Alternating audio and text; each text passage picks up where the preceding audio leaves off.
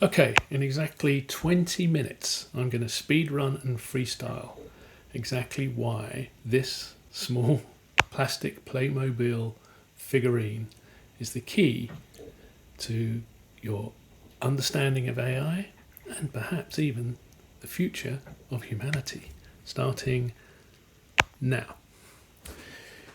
In all of human history, we have had a vast variety of technologies which allows us to move forward, from simple flint axes, stones, hammers, bladed edges onwards. We have always improved our technology, which has allowed us to manipulate the physical world. Out of all these technologies, there are 23 of them that are considered to be known as general purpose technologies. In order to qualify as a general purpose technology, that piece of kit must be universally change every society it comes into contact with, and its future applications must be very, very difficult to try and estimate what effect it's going to have. Those 23 technologies include fundamental things like the stone axe, the plough, electricity, steam. Including amongst those 23 are 4 other technologies, one of which is AI, but I consider them to be cognologies more than technologies. And a cognology is something that affects the way that we think and the way that we manipulate information itself, as opposed to a technology which is concerned with the manipulation of the physical world and gives us domain over a specific area or sector. The cognologies are the acquisition of language, the acquisition of writing, the printing press, and now AI. What marks these out is that each of them has massively expanded what we know as the total information space. And in order to explain that, I need to give you a very quick understanding of what we mean by information. In this case, we're using the mathematician and the polymath Claude Shannon's definition of information, which involves an enormous amount of algebra to qualify, but basically can be summarized as this. The information in a message, in any message, can be calculated by the amount of surprise or unexpectedness or novelty that that message contains. So if I was to simply sit here and say 1, 1, 1, 1, 1, 1, 1 recurring, that is a low information message because it's predictable and it's very easy for you to see what's coming next. There is very little surprise or understanding. If I was to say to you, hey, look behind you, an alien craft has just landed, this is a short message with a large amount of information, unexpectedness, novelty, and surprise. So that's how we qualify roughly what we mean by information. Now, most general purpose technologies are able to extract information, novelty and surprise, from a specific domain. So if we look at something like the plough, it can extract novelty, surprise, usefulness from the ground. That's what it does by cutting the soil and harvesting and being able to plough, being able to sow seeds. But the cognologies, each one of their defining features is that they are able to extract novelty and surprise from whatever domain you point them towards. So if you think in the case of a book doesn't have to be about any particular subject, it can be about all kinds of subjects, and you can extract the information from that. So with each of the cognologies, we have experienced a massive expansion in the available information space, i.e. the amount of space available for extracting novelty and surprise and unexpectedness. Now, the prime one of these is, of course, the acquisition of language, and that can be said to have been the base form for us developing as a separate species the ability to have a mind and to have coherent sets of thoughts, etc. So this the estimate is that was acquired around 150, maybe 200,000 years ago, and it was that provided the great separation between us and every other species on Earth.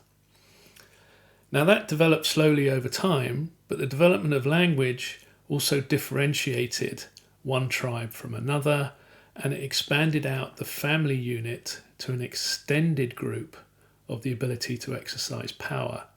So suddenly, if you can communicate and express ideas amongst what was before language pretty much just your tiny tribal, probably extended family, suddenly you can communicate with other groups, and the groups of humans get larger.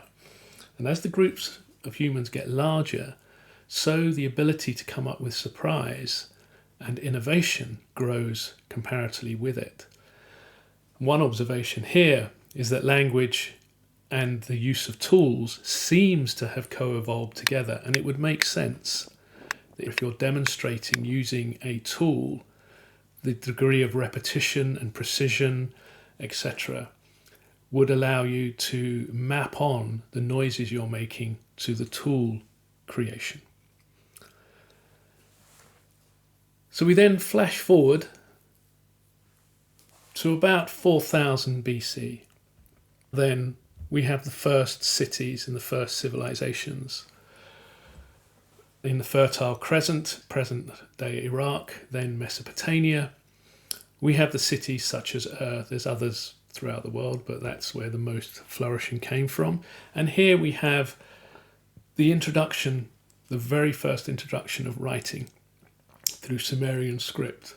And it cannot be seen as coincidental that what happened at the time, that as we grouped together in larger, either through protection or through production, we needed another system to satisfy the amount of complexity. So human beings being problem-solving creatures, as we group together in larger groups, we then have another complex problem, which is how do we live together in these ever larger groups? At some point, that information that's inside our heads has to find a way to have it shared and recorded. And once we had moved information from the purely vocal to suddenly information becoming solid and having a physical reality, that's what writing does. It allows information, surprise, unexpectedness, to be put into a physical format, and that physical format lasts over time. It can record the information from ancestors, from what happened in the past, and it can be referred to by people in the future. This was obviously not able to be done via language, which can only be orally transmitted, and you would hope to pass on generationally. But writing became the next big cognitive leap. Because once you have writing, the information space, the available space to explore innovation, surprise, and unexpectedness increases exponentially. And we see from there that this is where civilization kicked off, and the use of stone tablets, papyrus, and then later parchments.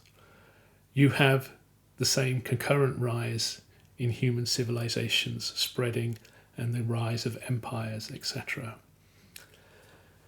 Now, this, in the form of manuscripts, became the dominant form of medium for the entire world for the next 4,000 years. So between, let's say, 3000 BC and then round about 1500 AD, or 1453 if you want the precise date, because it was then that Johannes Gutenberg in Mainz in Germany invented or put together a series of other inventions, i.e. a wine press and some pretty clever filigreed metalwork with movable type, and invented the printing press.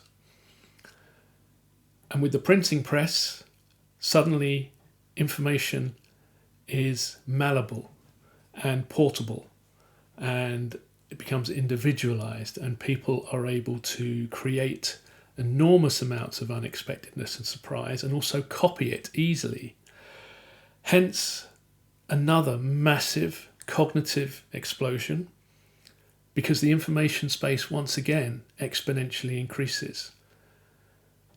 And it's obvious, no surprise, that it was via the printing press you kick off the Reformation, you kick off the Renaissance, scientific method, international standardizations of weights and measures, book formation, print, newspapers, which then beget journals and pamphlets, the Industrial Revolution, etc., and the birth of what is today considered to be the birth of modernity and the modern world as we know it. And the printing press and its offshoots, and this we have to bring in telegraph, radio, television and film, because they are all subsequent broadcast media, as is the internet. They are all primarily broadcast. I create, you consume. I write a book, you read it. You don't feed back to me. It's a unidirectional form of communication. But that becomes the dominant form of media for the next 500 years. It's the one that virtually every person listening to this is the world we grew up in. The world of the printing press is ubiquitous and is culturally embedded. And that's 500 years. And interestingly, in 2017, the world celebrated the 500th anniversary of Martin Luther nailing his 95 Theses to the church door, which kick-started the Reformation. And what Martin Luther brought was the first recorded use of utilising print in order to effect social change. Protestant Reformation, where he railed against the dominance of the Catholic Church and demonstrated that you needed no intercessories between you and your relationship with God, and that each person had the right to read the Bible in their own vernacular language, was granting access or showing people that they had access to this new information space themselves. They had a personal interaction with books, and therefore massively expanding once again the entire information space and its availability to each individual. And that then carries on for the next 500 years. So that was celebrated in 2017, the 500th anniversary. But in 2017 also was the publication of the incredibly formative paper on AI, Attention is All You Need, which is seen to be the ground zero for the AI explosion we are currently undergoing. Language, writing, then print, and now AI. Each is a cognology. Because if you look around at what AI is doing, it is massively, exponentially expanding the information space on an unprecedented scale and an unprecedented speed. So with the printing press, the first 50 years between 1457 and 1500 are known as the Incunabula. And that is the stage at which we were first figuring out exactly what books were. There was no such thing before then as paragraphs. There was no such thing as upper and lower case. There was no such thing as punctuation. If you look at manuscript tomes, they are run on lines in huge Gothic script, mostly written in Latin, so only available to the very few. So the very idea of literacy itself had to be invented as a consequence of the printing press, universal education. So many of these things that we take for granted lay their foundation and would not exist if it were not for the printing press. In these cognologies, they create the problems to which only they have the solution. One case here is the current problems with copyright, but copyright only exists because the printing press allowed to make copies of an intellectual law, but prior to the printing press, there had been nothing worth copywriting because there was very few copies of books anyhow. So intellectual property was an entire conception that we had to come up with in the 17th century, 200 years after the printing press, which now makes it difficult for us to be imposing something on the 21st century on something that's so old.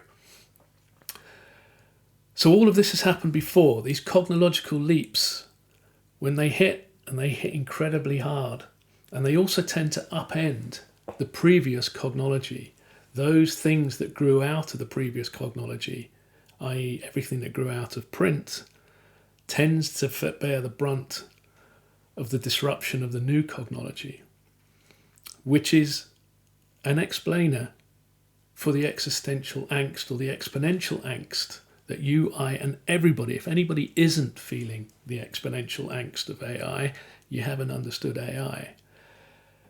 But you have to put it into the context of where we are today. And everybody's looking towards what we can do and how we can move forward with AI. But in the same way with the printing press, we had to learn literacy. We had to universally understand reading and writing. People talk about AI literacy, but that's like a contradiction in terms. We don't need literacy for AI.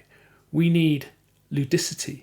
We need the ability to play with AI, to play with it without fear, to not be worried about making mistakes, to only allow our imagination as the thing to hold us back, to exploit the sheer degree of innovation, but to learn to lean into that innovation that AI provides and to see it through that lens.